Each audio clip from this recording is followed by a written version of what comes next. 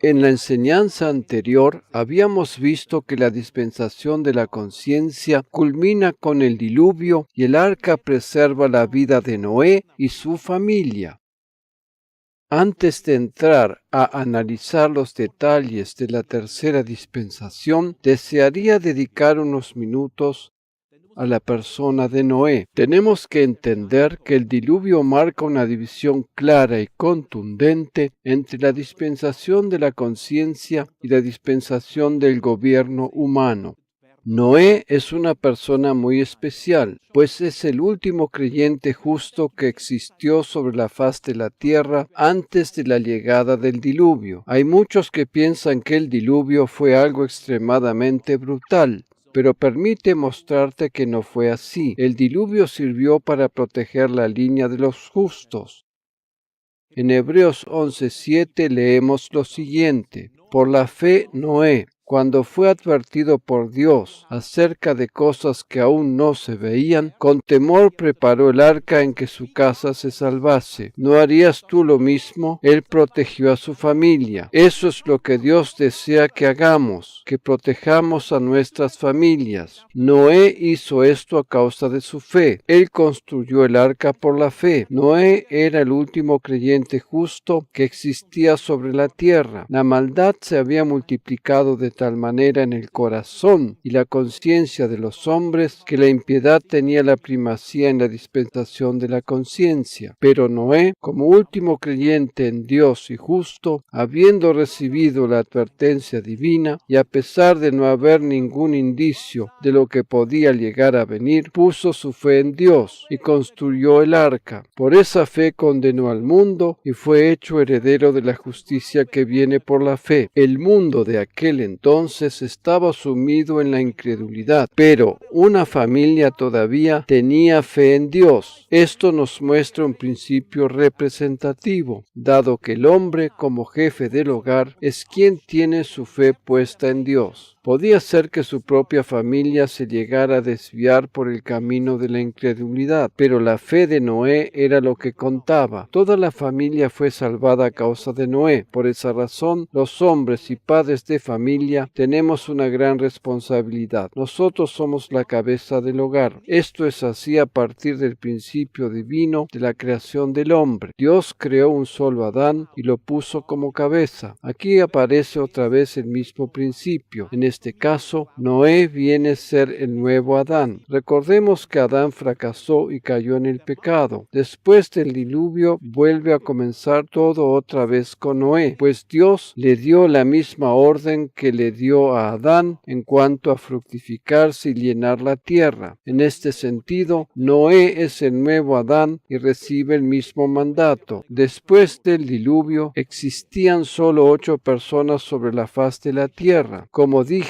en aquel entonces predominaba la incredulidad. Ahora vamos a ver por la cual la situación era así. Cuando entendemos esto, podemos reconocer que el diluvio sirvió para proteger y no para destruir. Desde que Dios, después de la caída del hombre en pecado, le dijo a la serpiente: y pondré enemistad entre ti y la mujer, y entre tu simiente y la simiente tuya. Esta te herirá en la cabeza, y tú le herirás en el calcañar. Dios le dijo esto al diablo mismo. Estas palabras fueron dirigidas a Satanás. Dios le dijo que habría de poner enemistad entre su simiente, o sea, el anticristo, y la simiente de la mujer, esto es Cristo, de tal modo que ésta habría de herirle en la cabeza. Por esa razón, el diablo supo desde el principio mismo que él es el perdedor. Dios mismo pronunció esta sentencia.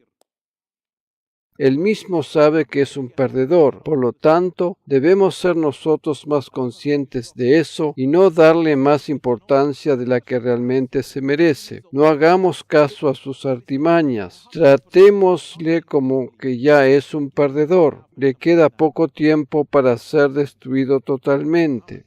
Esta es la primera promesa divina en cuanto a la simiente, quien es Cristo. A lo largo de toda la Biblia esta simiente aparece una y otra vez. Dado a que el diablo conoce esto, intenta con todas sus fuerzas, desde el principio mismo del mundo y hasta el momento actual, de destruir aquella simiente.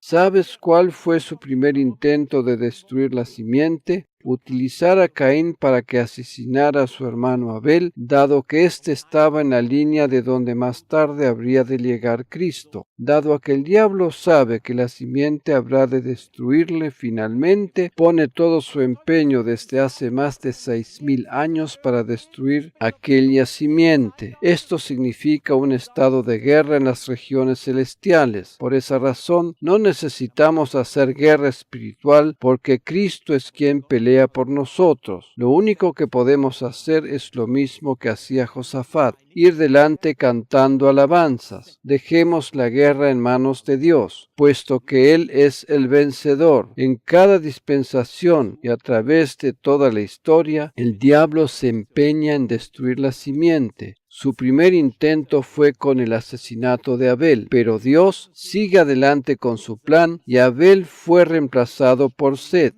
Después de la muerte de Abel, no son los descendientes de Caín los que asumen el dominio sobre la tierra, sino los descendientes de Set. La línea genealógica desde donde más tarde habría de nacer el Mesías sigue a través de Set. En la segunda dispensación, la de la conciencia, Satanás volvió a intentar destruir a la simiente. ¿Sabes de qué manera? Con la unión sexual de los ángeles caídos con las hijas de los hombres. De esta unión nacieron seres humanos semisobrenaturales, cuyo nombre es Nefilim o Nefilim, en el idioma hebreo Nefilim, en plural, que viene de Nafal, significa caer, y de allí los caídos o los que hacen caer. En unos momentos vamos a hablar más acerca de ellos y ubicar en la Biblia donde se los menciona. Este fue el segundo intento satánico de destruir la simiente. En Génesis 6, 1 al 5 leemos lo siguiente. Aconteció que cuando comenzaron los hombres a multiplicarse sobre la faz de la tierra y les nacieron hijas, que viendo los hijos de Dios, esta expresión se refiere a los ángeles caídos, aquellos que se rebelaron junto con Satanás y los que hoy en día son los demonios. Estos no son los ángeles buenos o aquellos que siguieron fieles al lado de Dios, sino los rebeldes y malos. Estos ángeles caídos, quienes son seres demoníacos, vieron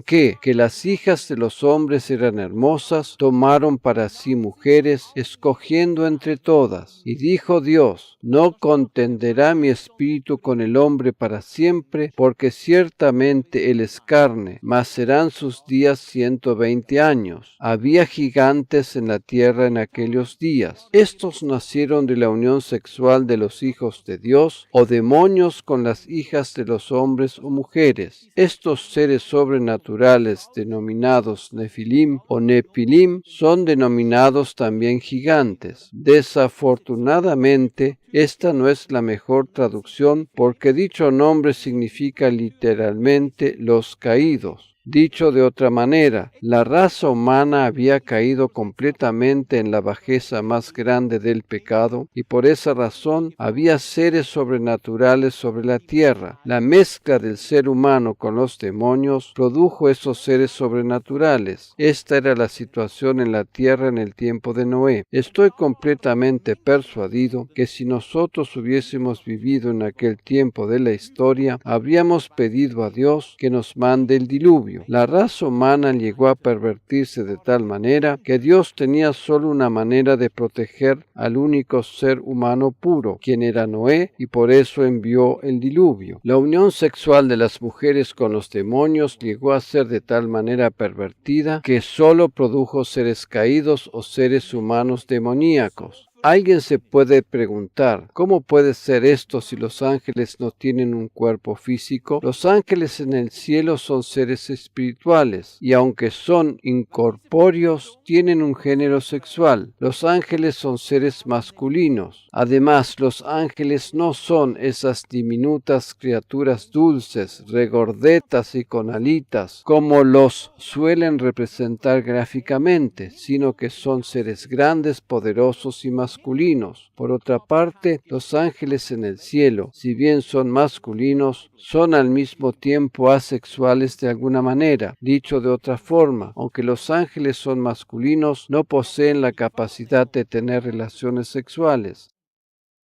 Sin embargo, los ángeles caídos sobre la tierra sí pueden hacerlo. Por esa razón, estos ángeles caídos o demonios podían reproducirse utilizando su simiente o semen. Esta fue la táctica satánica para destruir la verdadera simiente, utilizando una simiente falsa para procrear seres humanos sobrenaturales, perversos y malignos. Ahora sabemos de dónde toman los argumentos determinadas películas de Hollywood que abordan temas como estos. Lo que acabamos de considerar, aunque es terrible, es lo que realmente dice la palabra de Dios que sucedía en aquel tiempo y debe ser tomado literalmente como está escrito. Naturalmente que esto no puede ser tomado fuera de contexto y utilizado para interpretaciones incorrectas. Y también después que se llegaron los hijos de Dios a las hijas de los hombres y les engendraron hijos, estos fueron los valientes que desde la antigüedad fueron varones de renombre. Y vio Dios que la maldad de los hombres era mucha en la tierra, que todo designio de los pensamientos del corazón de ellos era de continuo solamente el mal. Este era un tiempo realmente horroroso. Noé era el único que quedaba de la pura raza humana. Noé fue el último de los seres humanos de aquel tiempo en hallar gracia delante de los ojos de Dios. En aquel tiempo, la simiente de la mujer fue pervertida de tal manera por medio de los ángeles caídos que Dios tuvo que enviar el diluvio para proteger la raza humana representada en Noé y extinguir así a Nefilim. Este fue el segundo intento que Satanás hizo para destruir la simiente de la mujer. En la primera parte del versículo 2 leímos: viendo los hijos de Dios que las hijas de los hombres eran hermosas, tomaron para sí mujeres, escogiendo entre todas. Esto es exactamente lo mismo que hizo Eva con el fruto prohibido en el paraíso. Ella vio el árbol y tomó su fruto. Tanto Eva en el paraíso como los ángeles caídos traspasaron la misma barrera en dirección al pecado. Aquí Dios le puso el límite de 120 años como máximo a la vida humana y de esa manera comenzó un nuevo periodo de tiempo. Antes de esto, el ser humano vivía muchos años más. Pero Dios no solo redujo la vida del ser humano a un máximo de 120 años, sino que ese es exactamente el tiempo que faltaba hasta que llegara el diluvio. Eso quiere decir que Noé creyó en la promesa divina por un espacio de tiempo de 120 años consecutivos. Nosotros a veces nos desanimamos cuando no recibimos la respuesta después de 2 días. Nos lamentamos cuando pasa un corto tiempo y no recibimos ninguna respuesta del Señor. Se nos acaba muy pronto la fe. Noé creyó y predicó durante un espacio de tiempo de 120 años consecutivos. El Nuevo Testamento nos dice que Noé era pregonero de justicia. Imagínate la escena. Él predicaba y nadie se convertía. Los únicos que lo escuchaban eran los de su propia familia. Toda una frustración, ¿verdad? Sin embargo, él se mantuvo firme en la fe durante 120 años hasta que llegó el diluvio. Por medio del diluvio, Dios estaba protegiendo la raza humana. Puede parecernos que el diluvio fue algo realmente terrible. Sin embargo, Dios no destruyó, sino que protegió la línea de los justos de donde más tarde habría de venir el Mesías. Dicho de otra manera, Dios estaba protegiendo así la simiente de la mujer. Lo próximo mismo que vemos en Génesis 7:13 es: en ese mismo día entraron Noé, Sem, Cam y Jafet, hijos de Noé, la mujer de Noé y las 3 mujeres de sus hijos con él en el arca, un total de 8 personas. En la numerología hebrea o gematría, el número 8 significa nuevo comienzo. Es interesante notar también que en el original hebreo el nombre de Noé es mencionado por 19ª vez el día en que entró en el arca. Precisamente en la numerología hebrea o gematría, el número 19 significa juicio y restablecimiento del orden divino. Por esa razón es que decimos que Dios no destruyó, sino que volvió a restablecer el orden divino que se había perdido durante el periodo de tiempo de la dispensación de la conciencia. En dicha dispensación, el orden divino se había distorsionado a causa de Nefilim. La conciencia fracasa a causa de que el pecado la domina, y por esa razón ella no sirvió más como guía. En el mejor de los casos, la conciencia humana avisa si algo está mal, pero no impide que el hecho pecaminoso se realice o consume. Es más, mayormente sucede que cuando el ser humano sabe que algo está mal, se siente precisamente atraído a realizarlo y con eso se comete el pecado. Como dije, la conciencia, en tanto y en cuanto funcione todavía de manera realmente correcta, solo sirve para avisar, pero nunca para impedir. En ese sentido, la conciencia fracasó. Por esa razón, hoy en día, para nosotros como creyentes bajo el nuevo pacto, la conciencia no juega el papel más importante, sino que por encima de ella está la sangre de Jesús y la guía del Espíritu Santo. Si nos dejáramos guiar por nuestras conciencias, fracasaríamos porque ella solo nos puede advertir de algo, pero la carne es mucho más fuerte que ella. El día en que Noé y su familia entraron en el arca comenzó a llover. El diluvio era el juicio sobre la tierra. Durante todo ese tiempo en que duró el diluvio desapareció de la faz de la tierra todo ser viviente. Solo los que estaban en el arca fueron protegidos. Dios protegió la pura raza humana representada en Noé y su familia. Por esa razón, Noé pasó a ocupar el lugar de Adán. Después de los 40 días y noches que duró el diluvio y después de los 150 días en que las aguas fueron decreciendo gradualmente sobre la tierra, el arca reposó y se detuvo sobre los montes de Ararat. En Génesis 8:4 leemos lo siguiente: y en el mes séptimo, el día 17 del mes, el arca se posó, descansó sobre las montañas de Ararat. Es interesante notar que entre los diversos significados de la palabra hebrea nuach, la cual se traduce aquí como se posó o descansó, figura también se levantó. Como dije anteriormente, en la palabra de Dios no hay un solo detalle que carezca de significado. Jesús resucitó de los muertos exactamente el día 17 del mes séptimo. ¡Qué cuadro maravilloso!, ¿verdad? El arca que se posó en la altura del monte de Ararat es un cuadro de la resurrección de nuestro Señor Jesucristo y del Evangelio mismo. El arca representa a la iglesia, la cual predica el Evangelio. En la numerología hebrea o gematría, el número 17 representa el triunfo de la resurrección. Por medio de la resurrección, Jesús triunfó sobre la muerte. Anteriormente habíamos mencionado que el número 19 representa juicio. Existe un código bíblico en relación a la numerología hebrea que es real y certero, aunque haya muchos que lo consideran algo ficticio o que intenten tomar estos datos para escribir un libro y hacer ganancias con él. Naturalmente que debemos saber establecer los límites de dicho código, sin caer en el misticismo o utilizarlo como cábala. Pero como dije antes, en la numerología hebrea existe ese código. Permite mostrarte ahora el significado de los números 17 al 26 de acuerdo a la gematría bíblica. El 17 representa el triunfo en la resurrección, el 18 la servidumbre, el 19 el juicio y orden, el 20 la salvación, el 21 sufrimiento y calamidad, el 22 hijo oposición de hijo, el 23 muerte y resurrección, el 24 es el número que representa al sumo sacerdote, el 25 como múltiplo de 5, el cual representa la gracia. Es la gracia sobre gracia gracia y bendición. Y el 26 representa a Dios y más exactamente a la palabra que expresa su nombre, Yahvé. En estos números está representada la victoria de la resurrección. El 17 de nuestro Señor Jesucristo, quien vino a la tierra como siervo. El 18 para cargar con el juicio. El 19 que nos correspondía a nosotros y de esa manera restableció el orden de la salvación. El 20 padeciendo sufrimientos. El 21 en su posición de hijo. El 22 pasó primeramente por la muerte y luego por la resurrección. El 23 estableciéndose actualmente como sumo sacerdote. El 24 bendiciéndonos con gracia sobre gracia. El 25 Él es Dios. El 26 ¿no es maravilloso esto?